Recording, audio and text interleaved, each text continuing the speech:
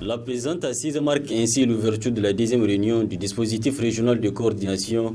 de gestion et de suivi des aires protégées d'Afrique de l'Ouest. Il s'agit d'un cadre sous-régional des acteurs engagés pour la protection de la biodiversité et qui entendent renforcer la représentation de l'Afrique lors des rencontres internationales où elle est faiblement impliquée. Une occasion pour le représentant de l'Union internationale pour la conservation de la nature de retracer les objectifs visés à travers une telle initiative. Dans le cadre de l'exécution de ce programme, plusieurs activités sont en train d'être déroulées sur le terrain, dont l'activité 4, au cours duquel il est prévu, entre autres des activités, l'organisation de réunions régionales de coordination sur la gouvernance des aires protégées d'Afrique de l'Ouest. Ces réunions de coordination permettront d'animer la dynamique et de collaboration des acteurs de la gestion des zones de conservation qui réunissent les acteurs, à savoir les organismes régionaux,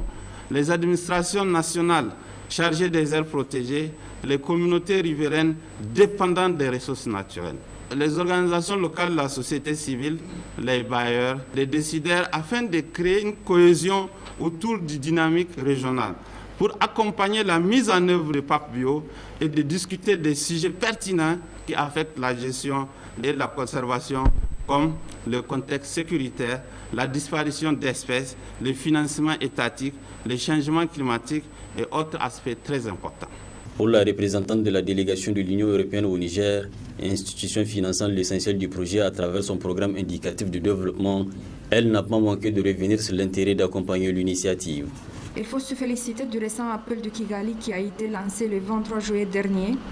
à l'issue du congrès des aires protégées d'Afrique et qui a réuni 53 pays africains.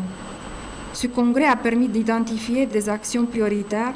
pour renforcer les aires protégées et conservées d'Afrique. La protection de l'environnement et la préservation de la biodiversité sont au cœur de toutes les attentions de l'Union européenne.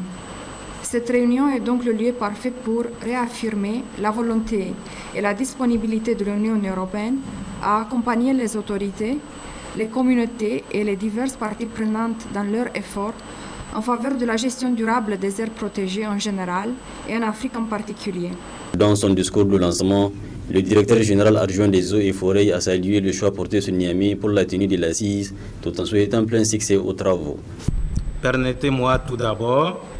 de vous transmettre les salutations et les encouragements de Madame la ministre de l'Environnement et de la lutte contre la désertification et vous remercier sincèrement pour le choix porté sur le Niger. Au vu de la qualité des participants, je ne doute vraiment un seul instant de votre pleine et entière assiduité pour qu'à la fin, le résultat soit à la hauteur des attentes.